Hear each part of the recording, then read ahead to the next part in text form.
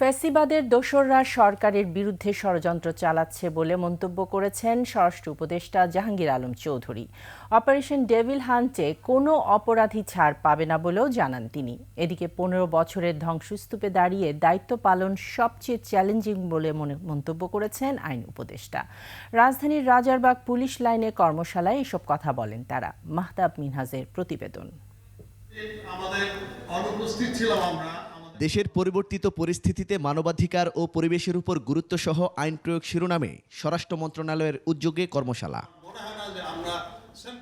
৬টি গ্রুপে কর্মশালায় অংশগ্রহণ করেন ঢাকা মেট্রোপলিটন পুলিশের বিভিন্ন ইউনিটের ১৫০ জন সদস্য।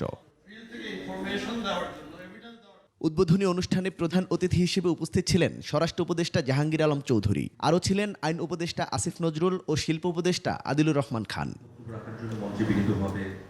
এ সময় স্বরাষ্ট্র উপদেষ্টা বলেন, শান্তি শৃঙ্খলা রক্ষায় আইনশৃঙ্খলা বাহিনী ও বিচার বিভাগের সমন্বয়ে সন্ত্রাসীদের বিরুদ্ধে ব্যবস্থা নিতে হবে।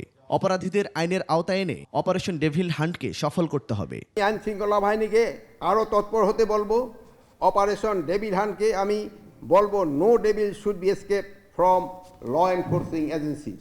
এদিকে আদালত ও আইনশৃঙ্খলা রক্ষাকারী বাহিনীর যথাযথ দায়িত্ব পালন করলে মব সংস্কৃতি কমে আসবে বলে মন্তব্য করেছেন আইন উপদেষ্টা। আপনারা এফআইআরটা একটু ডিটেইল করে লিখেন। অনেক সময় এজাহার অনেক তথ্য থাকে না, কিন্তু আপনি এফআইআর লেখার সময় এটা তো আপনার হাতে, আপনার তো সেই এফিসিয়েন্সিটা আছে। আমাদের যারা জাজরা আছেন তাদের কাছে আমার অনুরোধ, আপনারা যে bigger picture of law and order situation এটা মাথায় রাখবেন। সানবিট সব দিবে সামাল। সানবিট ম্যাজিক প্রেস ডিশওয়াশিং এর মাথা ঘোরানো সলিউশন। দুষ্টের দমন আর শিষ্টের পালন বন্ধ না করার আহ্বান জানান শিল্প উপদেষ্টা।